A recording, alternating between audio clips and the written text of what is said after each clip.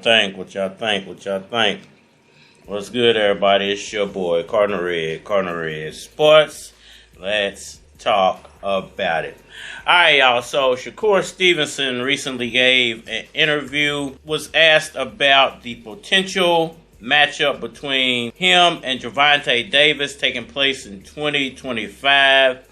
Also, he broke down why Undisputed is fake. I just want to give my 5,000 nickels on that for anybody.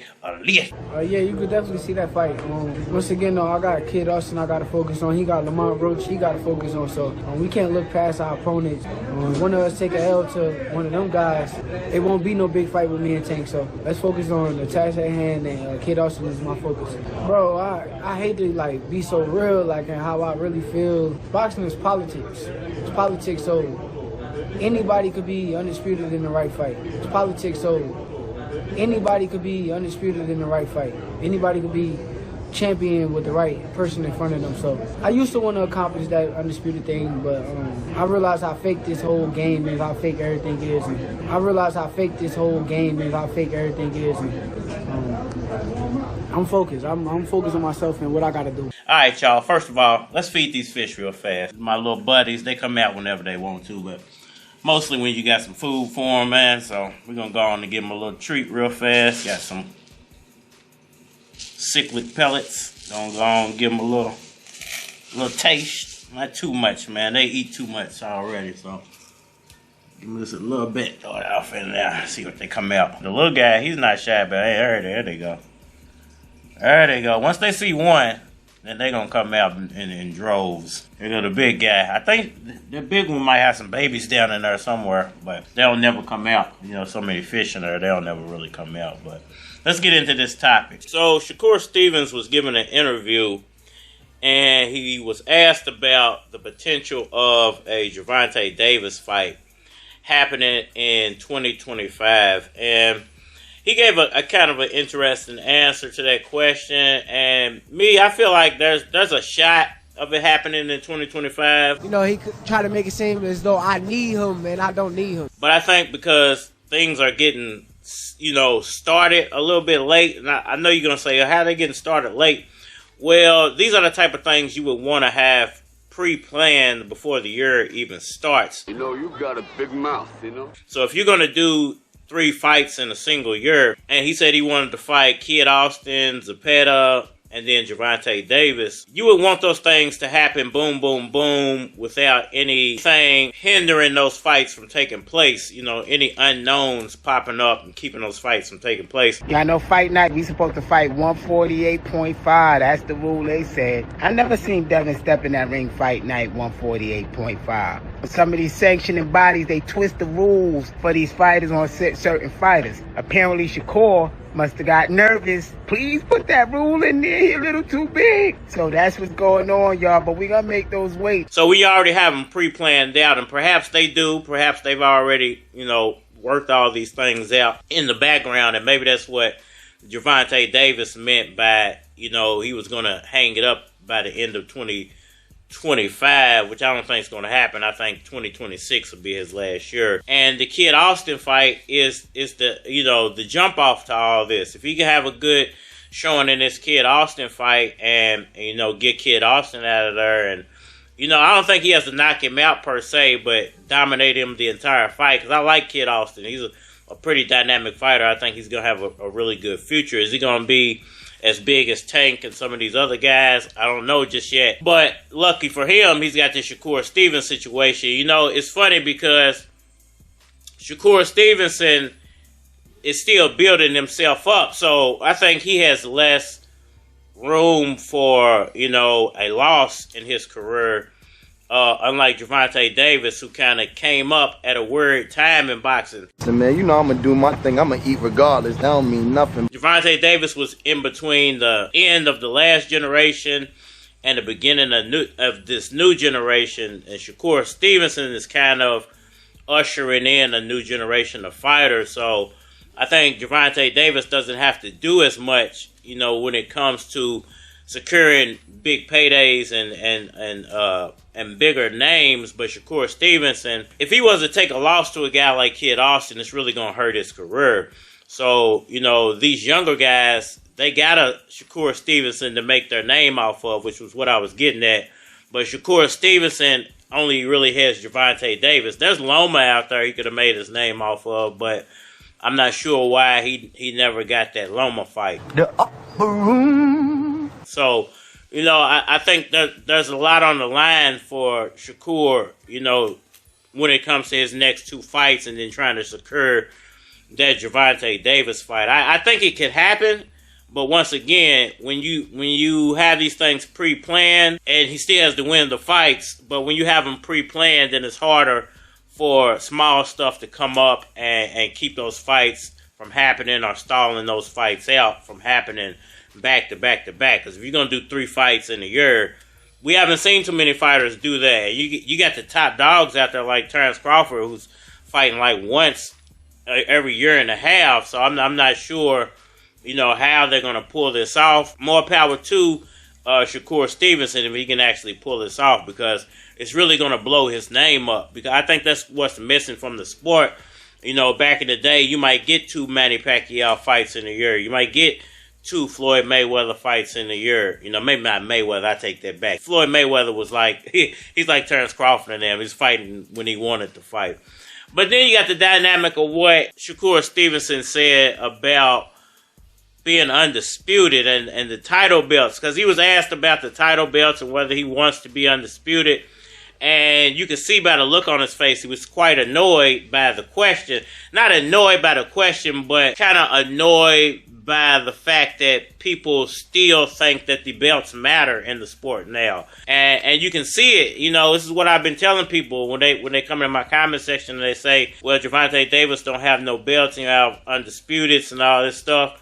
Like Shakur Stevenson said, these things are so easily manipulated now.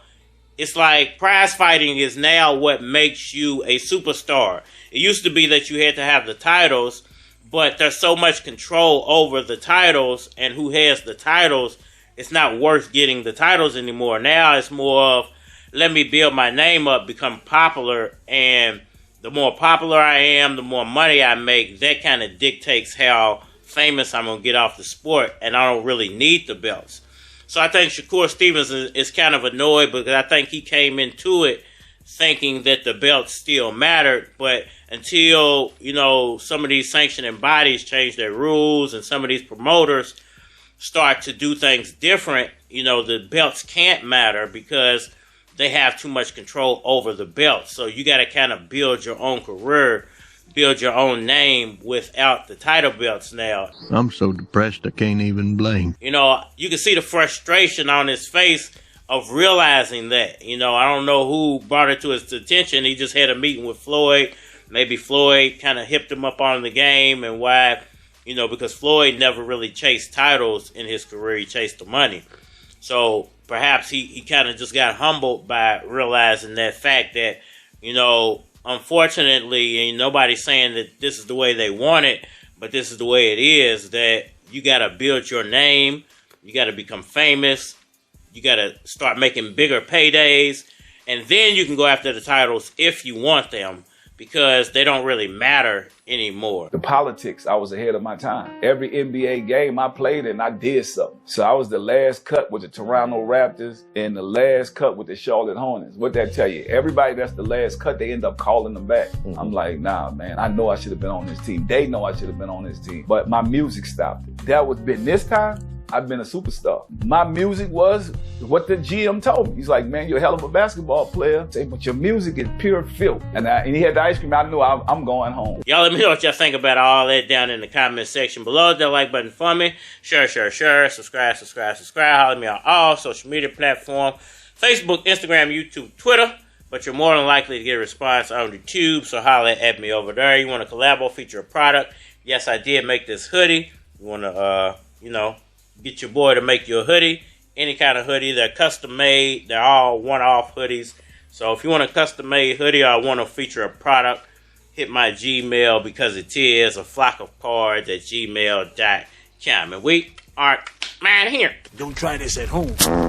I don't know shit about boxing. Baby, I always bragged I would get her when I seen her out in front of the crib, looking like she lost her will to live. All rusty, holes in her shoes, glasses busted, getting caught in the rain, had a musty, skies on the side, her last new dumper, dents in her bumper, she couldn't even ride until I confronted her.